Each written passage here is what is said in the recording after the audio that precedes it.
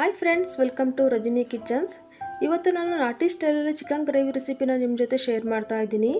ಒಂದ್ಸಲ ಈ ರೀತಿ ಟ್ರೈ ಮಾಡಿ, ಟೇಸ್ಟ್ ಮಾತ್ರ ಸೂಪರಾಗಿರುತ್ತೆ. ಬನ್ನಿ ಹಾಗಾದರೆ ಯಾವ ರೀತಿ ಮಾಡೋದು ಅಂತ ನೋಡೋಣ. ಮೊದಲಿಗೆ ನಾನಿಲ್ಲಿ 1 kg ಚಿಕನ್ನ ಚೆನ್ನಾಗಿ ವಾಶ್ ಮಾಡಿಬಿಟ್ಟು ತಗೊಂಡಿದ್ದೀನಿ. ನಂತರ ಮಸಾಲ ರುಬ್ಬೋದಕ್ಕೆ ಒಂದು ಮಿಕ್ಸಿ ಜಾರಿಗೆ ಒಂದು 5 ರಿಂದ 6 ಬೆಳ್ಳುಳ್ಳಿನ ತಗೊಂಡಿದ್ದೀನಿ. ಚಿಕ್ಕ ಬೆಳ್ಳುಳ್ಳಿ ಬರುತ್ತಲ್ಲ ಅದು ತಗೊಂಡಿದ್ದೀನಿ. ನಂತರ 1.5 ಇಂಚಷ್ಟು ಶುಂಠಿ, ಒಂದು ಅರ್ಧ ಈರುಳ್ಳಿನ ಕಟ್ ಮಾಡಿಬಿಟ್ಟು ಸೇರಿಸ್ಕೊಳ್ತಾ ಇದ್ದೀನಿ.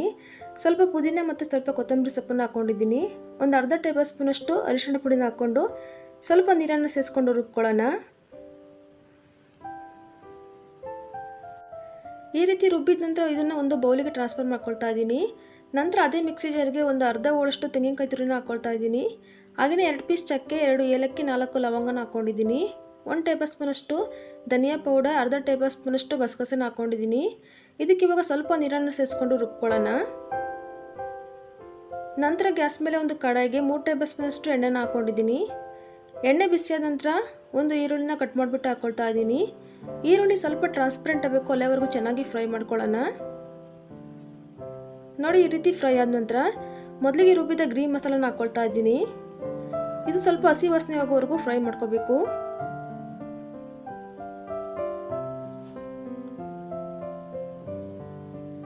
ನೋಡಿ, ಈ ರೀತಿ ಚೆನ್ನಾಗಿ ಫ್ರೈ ಆದ ನಂತರ ಇದಕ್ಕೆ ಇವಾಗ ಚಿಕನ್ ಆ್ಯಡ್ ಮಾಡ್ತಾ ಇದ್ದೀನಿ.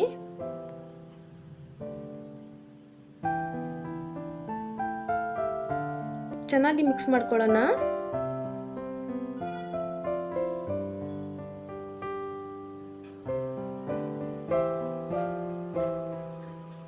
ಚೆನ್ನಾಗಿ ಮಿಕ್ಸ್ ಮಾಡ್ಕೊಂಡ ನಂತರ 1 ಟೇಬಲ್ ಸ್ಪೂನಷ್ಟು ಖಾರದ ಪುಡಿ, ರುಚಿಗೆ ತಕ್ಕಷ್ಟು ಉಪ್ಪನ್ನು ಹಾಕ್ಕೊಳ್ತಾ ಇದ್ದೀನಿ. ನಿಮಗೆ ಖಾರಕ್ಕೆ ಎಷ್ಟು ಬೇಕೋ ಅಷ್ಟು ಖಾರದ ಪುಡಿನ ಹಾಕ್ಕೊಳ್ಳಿ. ಇವಾಗ ಒಂದ್ಸಲ ಚೆನ್ನಾಗಿ ಮಿಕ್ಸ್ ಮಾಡ್ಕೊಳ್ಳೋಣ. ಚೆನ್ನಾಗಿ ಮಿಕ್ಸ್ ಮಾಡ್ಕೊಂಡ ನಂತರ ನೀರನ್ನು ಸೇರಿಸಬಾರ್ದು. ಹಾಗೆಯೇ ಒಂದು ಮುಚ್ಚಳ ಮುಚ್ಚಿಬಿಟ್ಟು ಒಂದು 5 ರಿಂದ 6 ನಿಮಿಷ ಬೇಯಿಸ್ಕೊಳ್ಳೋಣ. ಒಂದು 5 ನಿಮಿಷ ಆದಮೇಲೆ ಮುಚ್ಚಳ ತೆಗೆದು ನೋಡ್ತಾ ಇದ್ದೀನಿ. ನೋಡ್ಬೋದು, ನೀರೆಲ್ಲ ಚೆನ್ನಾಗಿ ಬಿಡ್ಕೊಂಡಿದೆ. ಇವಾಗ ಒಂದ್ಸಲ ಚೆನ್ನಾಗಿ ಮಿಕ್ಸ್ ಮಾಡ್ಕೊಳ್ಳೋಣ. ನಂತರ 2ನೇ ಸಲ ರುಬ್ಬಿದ ಮಸಾಲನ ಹಾಕ್ಕೊಳ್ತಾ ಇದ್ದೀನಿ. ಮಸಾಲ ಹಾಕ್ಕೊಂಡು ಚೆನ್ನಾಗಿ ಒಂದ್ಸಲ ಮಿಕ್ಸ್ ಮಾಡ್ಕೊಳ್ಳೋಣ.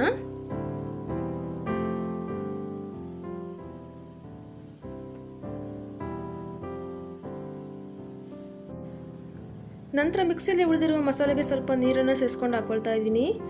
ನಿಮಗೆ ಗ್ರೇವಿ ಯಾವ ಕನ್ಸಿಸ್ಟೆನ್ಸಿ ಬೇಕೋ ಅಷ್ಟು ನೀರನ್ನು ಸೇರಿಸ್ಕೊಳ್ಳಿ. ನಂತರ ಚೆನ್ನಾಗಿ ಮಿಕ್ಸ್ ಮಾಡಿಬಿಟ್ಟು ಒಂದು ಲಿಡ್ಡನ್ನು ಕ್ಲೋಸ್ ಮಾಡಿ ಒಂದು 10 ನಿಮಿಷ ಚೆನ್ನಾಗಿ ಬೇಯಿಸ್ಕೊಳ್ಳೋಣ. ನೋಡ್ಬೋದು, ಒಂದು 10 ನಿಮಿಷ ಆದ ನಂತರ ಚಿಕನ್ ಚೆನ್ನಾಗಿ ಬೆಂದಿದೆ. ಇದಕ್ಕೆ ಇವಾಗ ಲಾಸ್ಟಲ್ಲಿ ಗಾರ್ನಿಷ್ಗೆ ಸ್ವಲ್ಪ ಕೊತ್ತಂಬರಿ ಸೊಪ್ಪನ್ನು ಹಾಕ್ಕೊಳ್ತಾ ಇದ್ದೀನಿ.